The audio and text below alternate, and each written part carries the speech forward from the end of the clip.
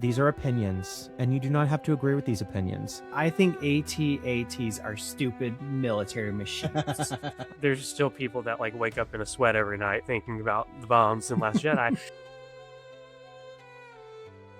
Hey guys, welcome to the Rogue 3 podcast, where we discuss everything Star Wars with a positive outlook on the saga we love.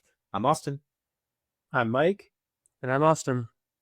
And this week we are going to be doing an episode that will potentially get us canceled. We are going to be talking about our Star Wars hot takes. So get ready to hate on us. Before we get into that, however, we'd like to go ahead and look back on our week in Star Wars. So what'd y'all do this week in Star Wars? I've been taking a pause on the TV shows and things lately, actually. Because I've gone through all of them within the last 8 months or so and wanted to try and watch all of them. And I watched Rebels again. And once I finished that, I kind of stopped and I've paused and I've been watching other videos on YouTube about like all of the TIE fighters, all of the Imperial Star Destroyer variants, all of those to like learn a little bit more about the vehicles and all of that stuff. And then I've been reading through the visual dictionaries. So I only have the sequel series. So I only have Force Awakens, Last Jedi, and I'm on the Rise of Skywalker right now, which is beefy. This thing is massive. Yeah. Compared to the others, it's so much longer. And luckily, I got a snow day tomorrow, so I'm not going into work.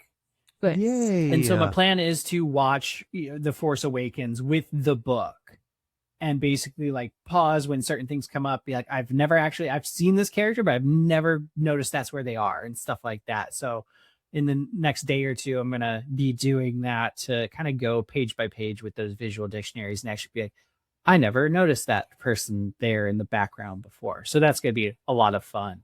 And then I'm currently printing a Death Trooper helmet as well. I'm printing the last very faceplate, and it's almost a 5-day print because it is massive. Well, someone is clearly training for Dragon Con this year. Yeah. And is going to make the top 8 that they choose from. Missing it by one question really stung last year. And so I'm like, okay, like let me dive in. But the books have been a lot of fun to read, and I'm making more connections. There's a really funny one that I got to in the Rise of Skywalker, which is about the hermit on Pasana, and it talks all about the hermit and this character. And then like 2 pages later, it's talking about Lando, and I'm like, well, is the hermit Lando? Because it talks about him in the very much the same way, and his ship is called Lady Luck, and I just assumed yes, the hermit ship is called Lady Luck. Oh, it's Lando. Yeah, right. Like so, like I had never made that like connection of like that was supposed to be called the hermit.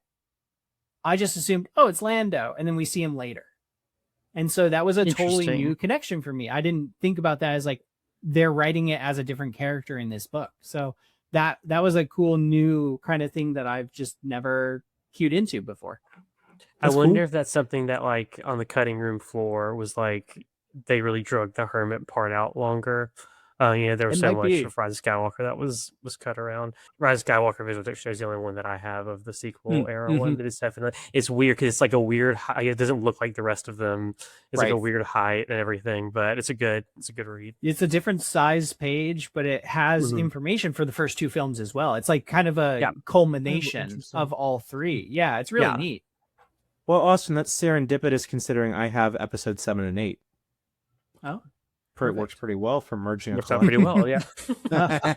What about you guys? What have you been doing lately? Austin, what have we been up to?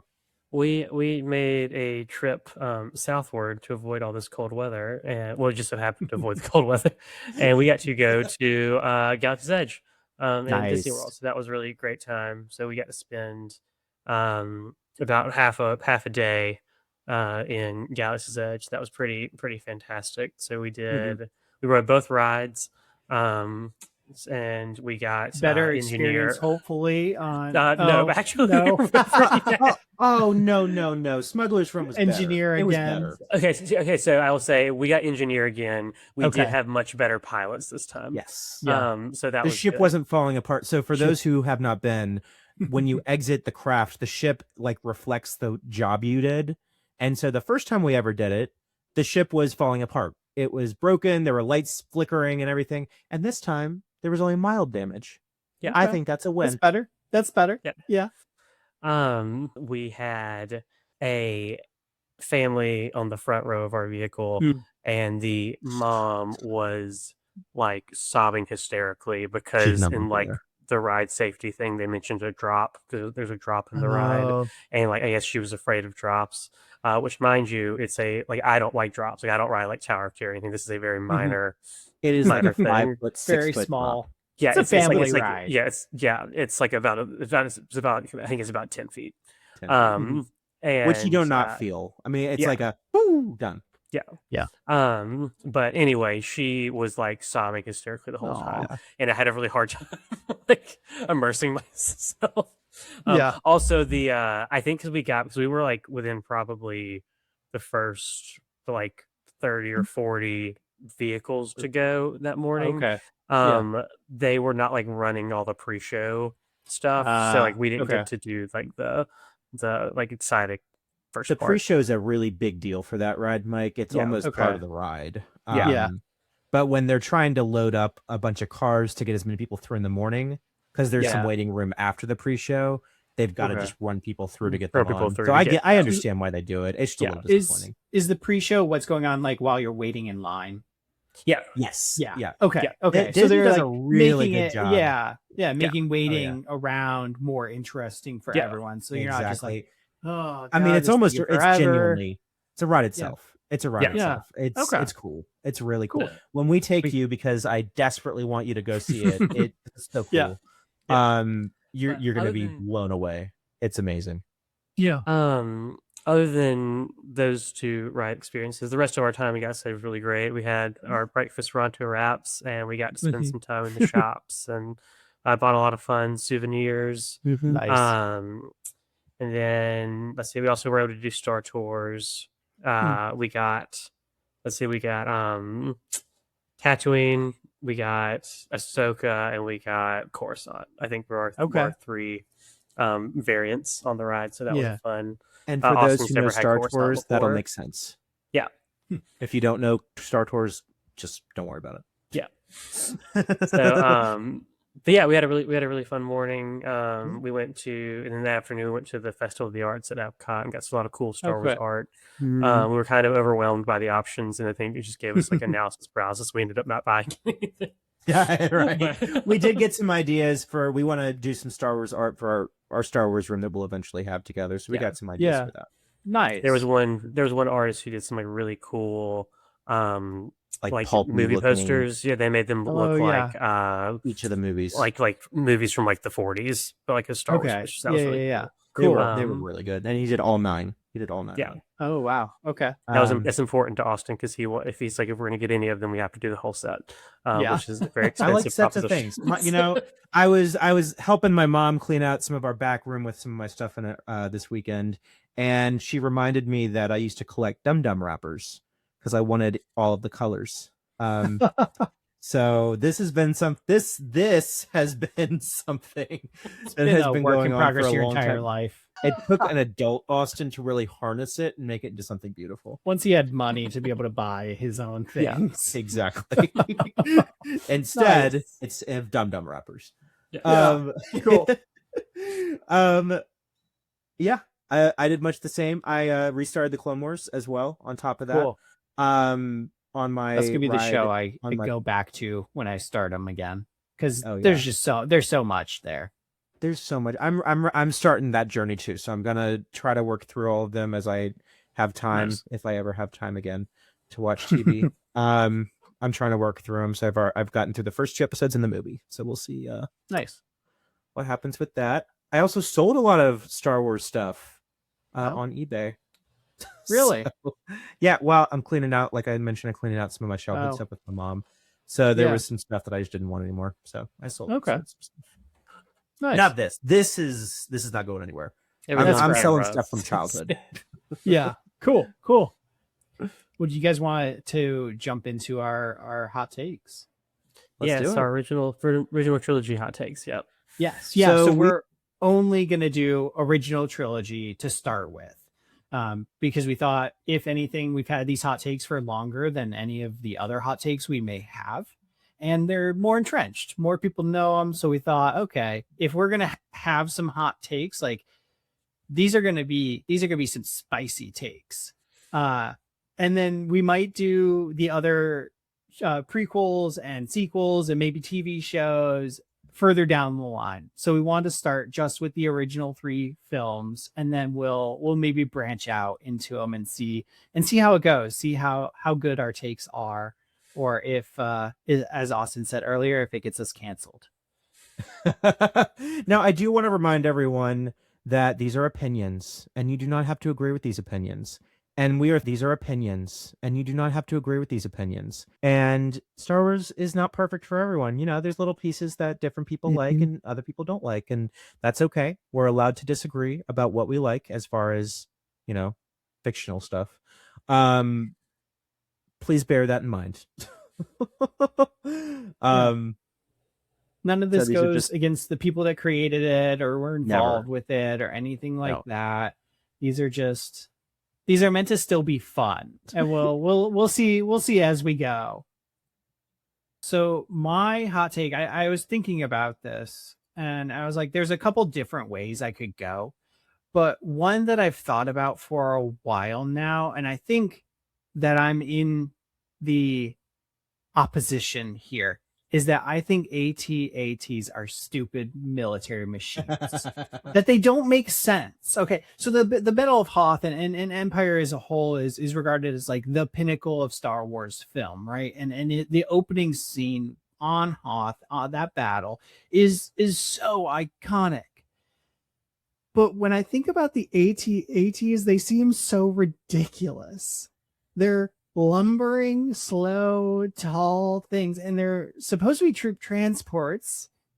Armored transport is in the name, but we never see them drop troops off. We don't see troops in there ever.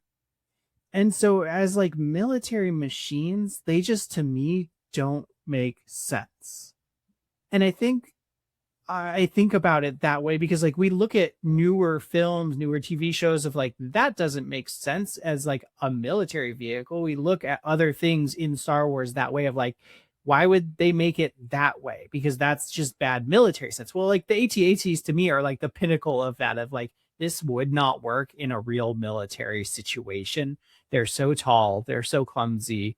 Like ships that can't blast through them can just trip them and then they can blow up.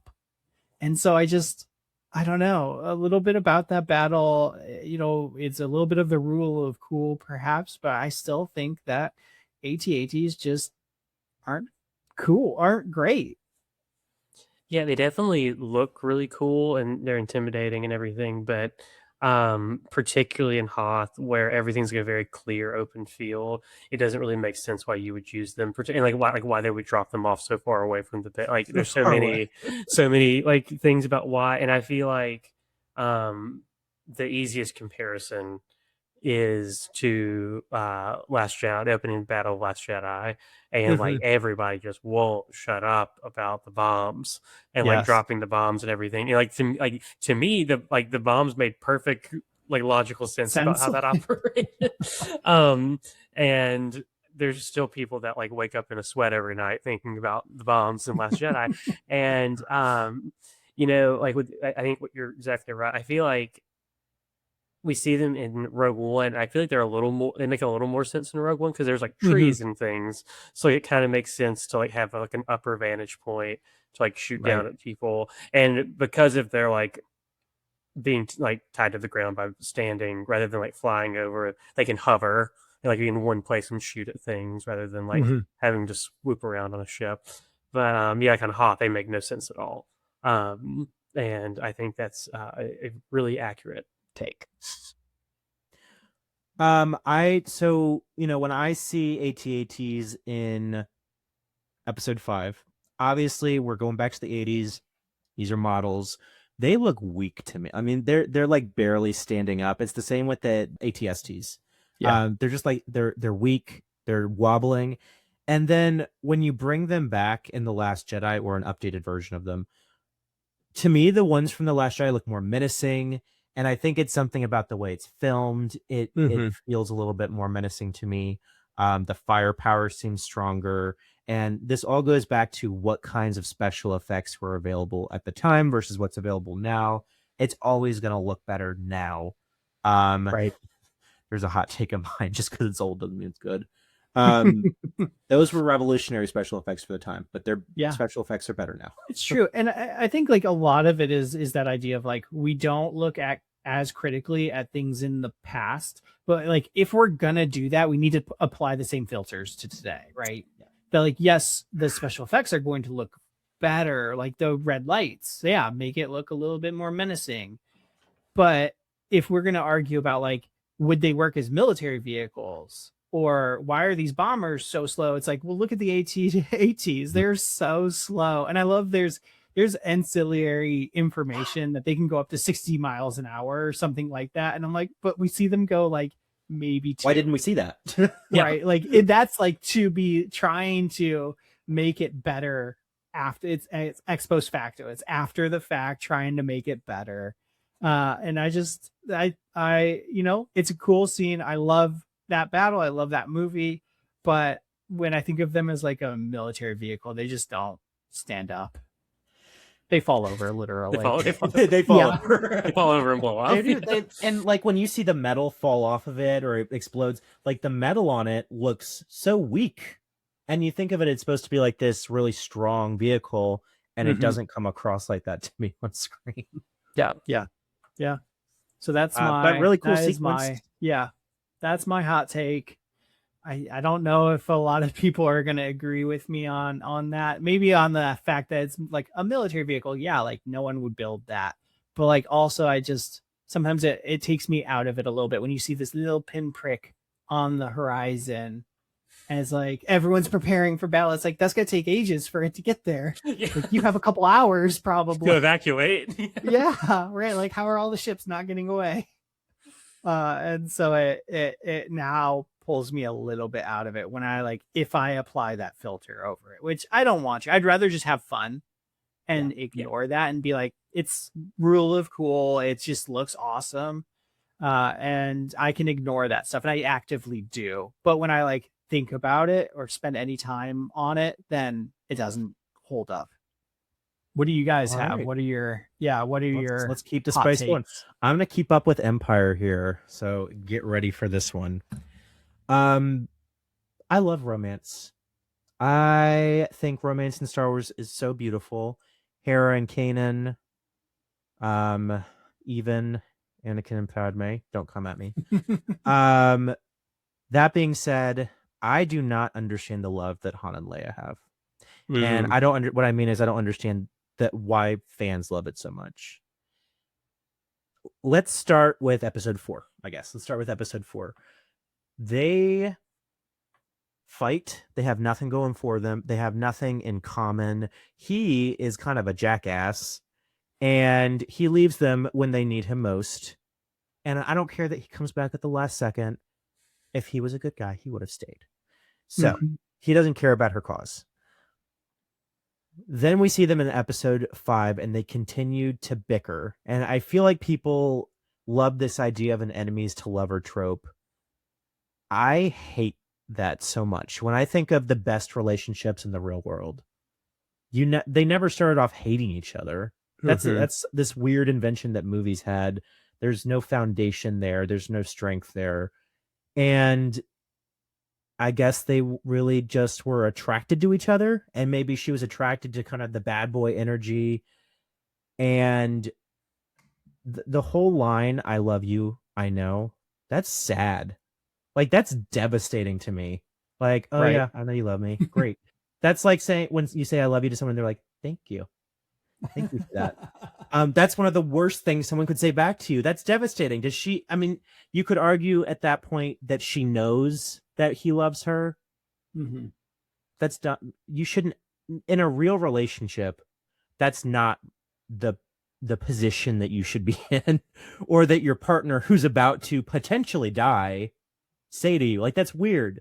There's nothing attractive there to me. And then we fast forward to their relationship, and it just fell apart. You know, if you watch the sequel trilogy, they did not end up together, and a lot of that had to do with their son. But even before that, when you read some of the aftermath books or stuff like that where their relationship is mentioned, it doesn't seem great. It seems rocky. And you might call me a hypocrite because I like Anakin and Padme, and that is just the definition of a toxic, problematic relationship. But this one just doesn't do it for me. I especially hate I Love You, I Know, and I hate that that's on so much merchandise. I want it to go away. So you guys are not going to get matching shirts that yours says I love you, and no, Austin's and you know what? A lot of the romantic Star Wars merch says that, and we can't get it because I won't be a part of it. It almost exclusively says that. That's exactly it. That's Leia, literally all it is. Yeah. Like, give us some cute Hera Kanan stuff. Like, that's adorable. Yeah. I feel like I would say I somewhat agree with you. I don't think I feel as strongly as you do, I guess would be the way I describe it. But like I don't disagree. They've never been like a relationship I like really gravitated towards. I think that's because I've always really liked Leia, and like Han's never been my favorite. For the record, I love Leia. I'm a big Leia fan. I like the Han rogue with a heart of gold. Like, that's never been like my character trope. Like in any franchise of anything, that's like never been the guy that I've gravitated towards. And their relationship is always so tense, and we don't get a lot of like sweet moments with them to like kind of make up for it. There's not an equivalent. I mean, like, people make fun of it all the time. There's not an equivalent of like the balcony scene in Revenge of the Sith, where like Anakin and Padme are just being sweet with each other. Or the closest, or even the picnic scene, or anything like that. The closest we get to that is like mid battle on Endor. When he's tucking her into the corner. And that's a genuinely good moment. That's a genuinely good moment. It reminds me of actually, it feels echoed because earlier in the movie, or in the previous movie, it's I Love You, I Know, and then Han goes I love you and Leia goes I know. It reminds me of an episode 2 when they talk about aggressive negotiations. I think that's hilarious. The moments remind me of each other a lot. It's like poetry, it rhymes. It is. Right. It's perfect. The one thing I will say that I think makes it a bit more makes it an interesting dynamic is I feel like it's rare in media that the guy is more like affectionate and like lovey-dovey and like sensitive than the girl is. Like in Return of the Jedi, when Han gets like jealous that he thinks like Leia and Luke are like being together on the side or whatever. I think it's actually kind of endearing to Han that he's like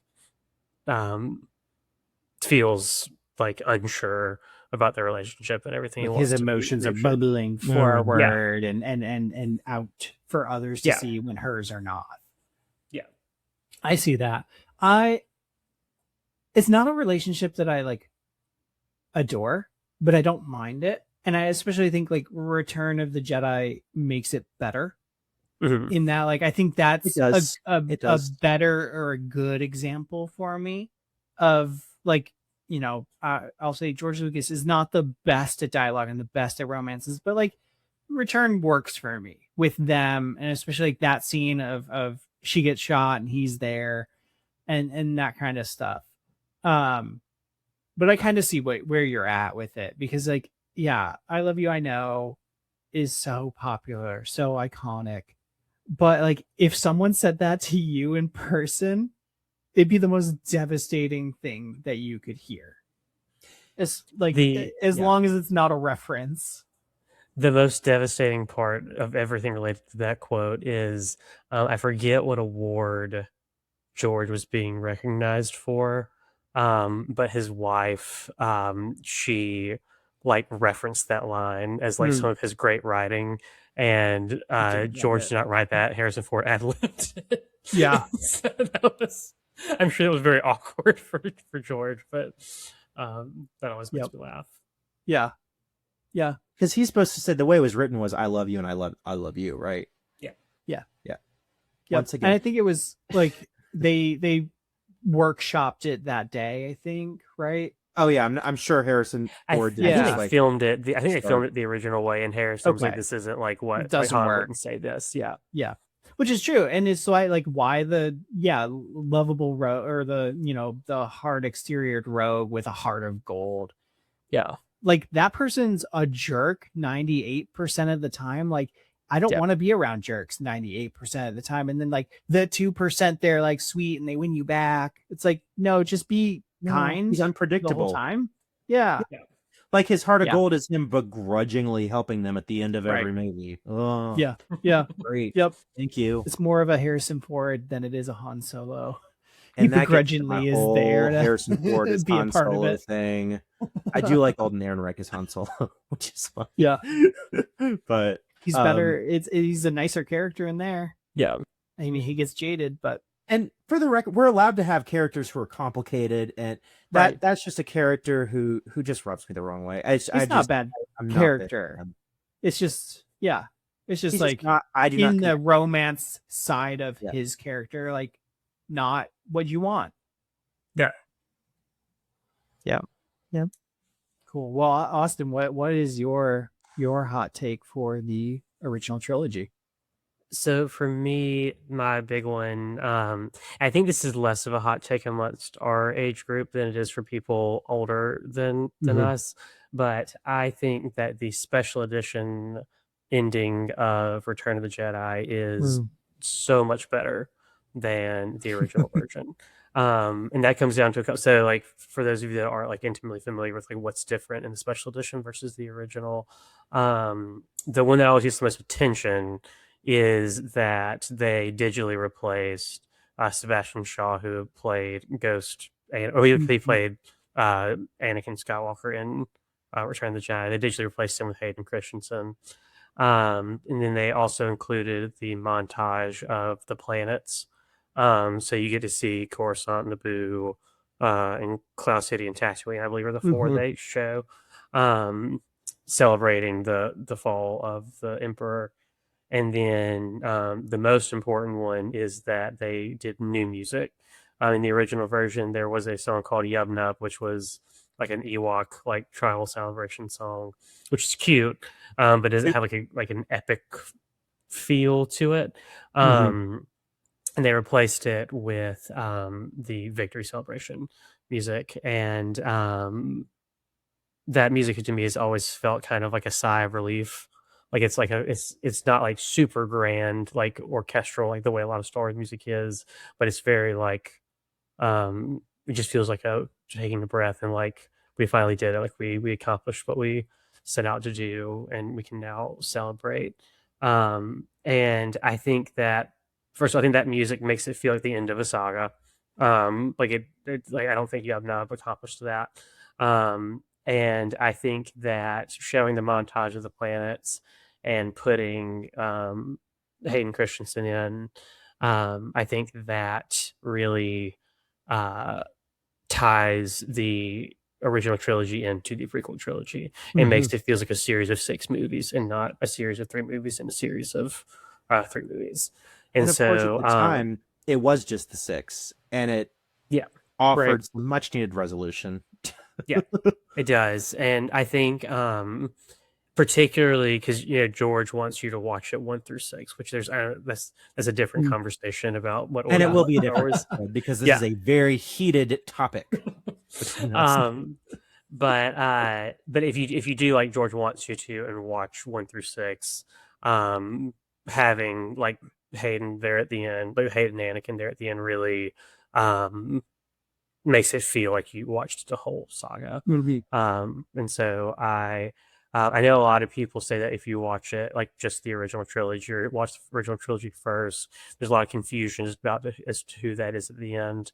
I don't think that's like an unvalid critique, but I also remember as a child, because I watched the original trilogy around the time Attack of the Clones came out, and I remember like not immediately knowing that was supposed to be Anakin, because he doesn't really look like Darth Vader or the disfigured guy under the helmet either. So Right. I think it's questions either way, and it might as well be the guy that we know and love.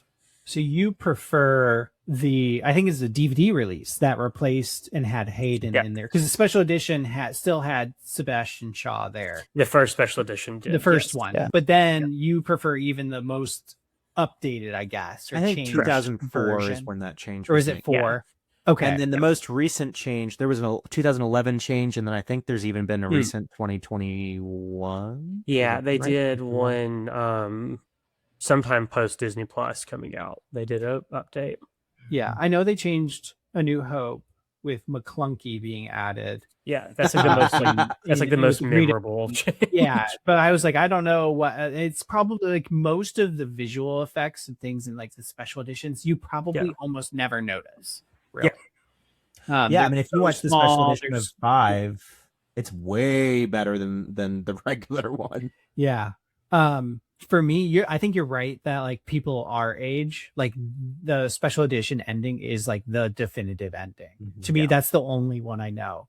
I barely know Yub-Nub. I don't remember watching it as a kid because I had the VHS, and by that point it was already changed.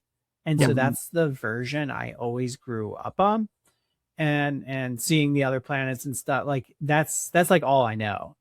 And so I can't even really picture it, and it's going to feel weird to watch the original, A New Hope, the original release that's coming this year, but I can't even picture it almost. Yeah. Well, any other thoughts? I think this is enough hot takes for one day. Yeah. I'm very curious that like reactions will be. I mean, and it's funny that like we kind of all, I think, somewhat agree with each of our hot takes. It says like how much we agree about like Star Wars in general, right? Yeah. This series and saga and stuff that we've all attached to is like there's a reason why we became friends and we like talking about it and all of that stuff is like we have fairly similar opinions, but I'm curious of how other people will be, and hopefully some people will share their hot takes of the original trilogy, and maybe they're a little bit different than ours or a little bit hotter than ours, because I'd love to hear some other hot takes of people that listen in and what they think about the original trilogy, because it's the most like singularly beloved trilogy, I think. And so it doesn't, I'm not saying pointing criticism at it is wrong, but sometimes it feels like it just doesn't happen, or people don't want to do it or just ignore it. It's held up on a pedestal, to which all things are compared, and perhaps it's okay to sit down and say, hey, here's some things about it that I don't like as much. Right. No, you're not. It's fine. It's great. We love it, right? Yeah. Like, but is it perfect? No. But no art. None of Star Wars is perfect. I know. Yeah. We're just here to have fun. No matter fun. how good. Right. Like, it's not that serious. It's not that deep. Right. It's for 12-year-old boys. Yeah. Yes, it is. Cool. Well, yeah. So that was our original trilogy hot takes.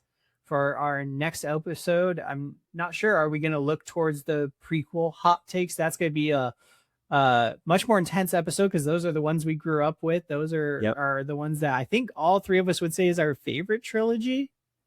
Is that right? Yeah, it's my favorite. Yeah.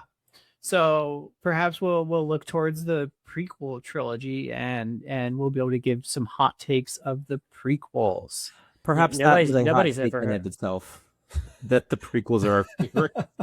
Yeah, I can't think of anybody ever having had a hot take about the prequels or the sequels. No. So I think we're probably pretty boring. You know what? In this case, I think picking that things that we love can be considered hot takes. Yeah. Hot takes can be positive. Like, hot takes, right. I feel like mine was a positive. positive. Yeah. Yes. Yeah. So in 2 weeks, you'll hear us with some hot takes about the Star Wars prequel trilogy. But for now, this is going to be Rogue 3 signing off. Thanks, everyone, for joining us to talk about the galaxy far, far away. You can find us on Instagram, Blue Sky, YouTube, and TikTok as Rogue 3 Media. We look forward to talking with you at the next rendezvous point.